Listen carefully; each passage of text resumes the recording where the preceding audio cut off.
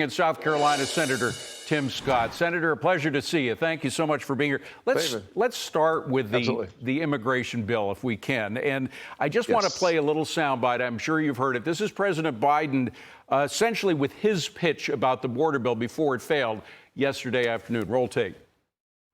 Every day between now and November, the American people are going to know that the only reason the border is not secure is Donald Trump and his MAGA Republican friends. Well, it hardly needs to be pointed out, I'm sure, at this point, but we're going to do so anyway. Just how distorted the numbers are. Just put up the numbers if you can. Border crossings under Trump and border crossings under Biden, just dramatically different. Fourfold increase under President Biden compared to President Trump. There you have 547 in 2020. That was under 547,000 in 2020 under Trump.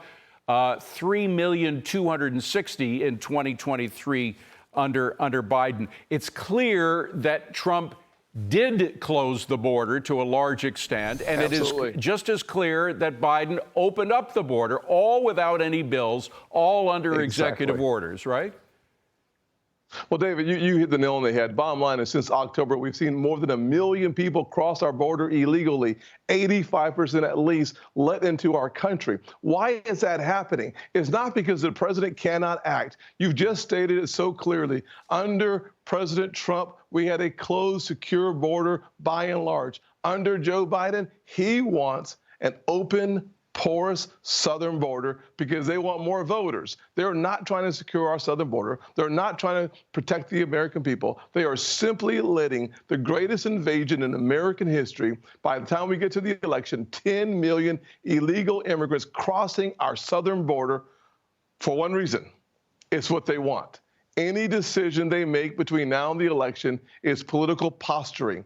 Joe Biden could have closed the border or, frankly, kept the border closed when he came into office. He actually used the pen and paper to reverse the decisions of protecting Americans from fentanyl, from the cartels, from sleeper cells, and from 10 million people. We don't know where they are, what they want, but they're not here just because they want jobs. Not all of them. Yeah. Well, your colleague, Senator Cruz, was on with Hannity last night, and he said that the Senate bill actually was designed to keep the border open. Now, a lot of people would disagree with that. Would you go that far?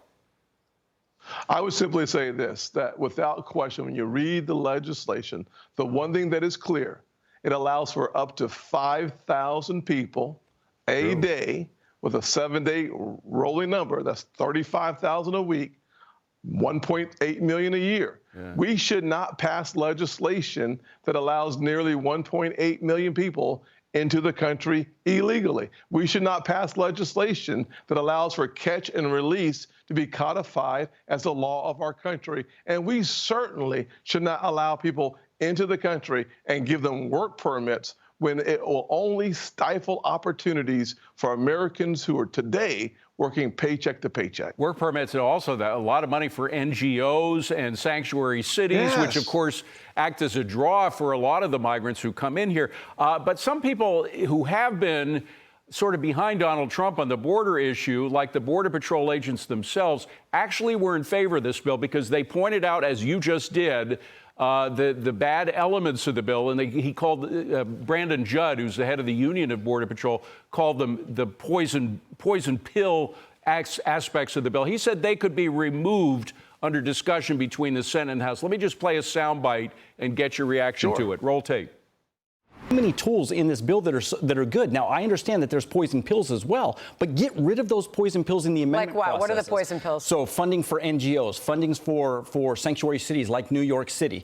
So there are those poison pills. So get rid of those through the amendment process, but keep all that's good. Now, again, he voted for Donald Trump. His membership voted for Donald Trump in 2 elections.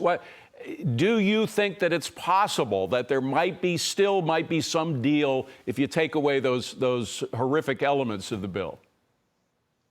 Well, David, the first thing we should do is thank Mr. Judd and every single Border Patrol agent who's on the job, doing their job, trying to keep Americans safe. Yes, 5,000 is better than 10,000, but it is still an unsafe, insecure, and wide open border. In the end, what we need to do is what I suggested when we look at the 87,000 new IRS agents brought to us by Joe Biden. Let's take those resources, $42 billion of it, and give it to the Border Patrol agents so they can hire more people, have better overtime, and frankly, have a better quality of life while protecting America's border. There is a way for us to address the concerns of Mr. Judd, and we should. But we should not pretend that legislation is necessary. Joe Biden wants an open border. I want to switch gears and ask you about some very disturbing information that's come out of the Treasury Department about how they have been essentially surveilling bank transactions that U.S. citizens have been making, really getting into the nitty-gritty details. Again, perhaps it has to do with their obsession about January 6th and whether you bought something at Dick's Sporting Goods store the day before the riots on January 6th, et cetera. Whatever reason, it disturbs a lot of Americans. You actually have the Treasury Secretary before the Banking Committee, of which you're a member tomorrow. What are you going to ask her about this? Well, I certainly will ask her about the FinCEN actually spying on Americans by using key words. What it does is allows the Treasury to take a look at folks like me who would buy a Bible, or if you go to a Bass Pro Shop.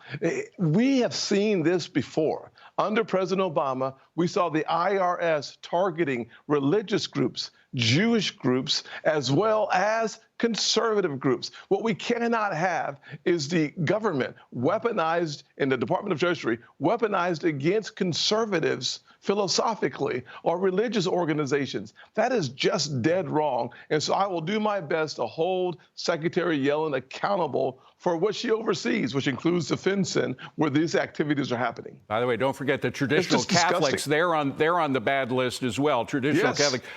Finally, I just want to ask whether or not this new bill that's just about foreign policy, whether you're going to vote in favor of it. Foreign money for Israel, for what's happening in Ukraine. What do you think of that standalone foreign policy bill? David, I voted no already a few minutes ago, and here's the reason why. Unfortunately, what this administration and Chuck Schumer, they are doing is using the crisis in Israel to support other priorities of the party. We should first secure our southern border. Second, provide resources to Israel. Third, take a look at Indo-Pacific. And fourth, make sure that we have accountability woven into any resources that we give to Ukraine. Without doing those four things in succession, it's going to be hard for Republicans to support it. Yeah, and very quickly, I'm way over time, but I got to ask, if you're asked by Donald Trump to be his vice presidential candidate, would you accept? I accept the responsibility of making sure that America gets 4 more years of Donald Trump because we were better off with Trump. I'm not going to worry about what happens with me. If we focus on 4 more years of Trump, we get low inflation, low unemployment, and high enthusiasm. Senator Tim Scott, always a pleasure to see you, sir. Thank you for being here. Appreciate it. Thank you, David.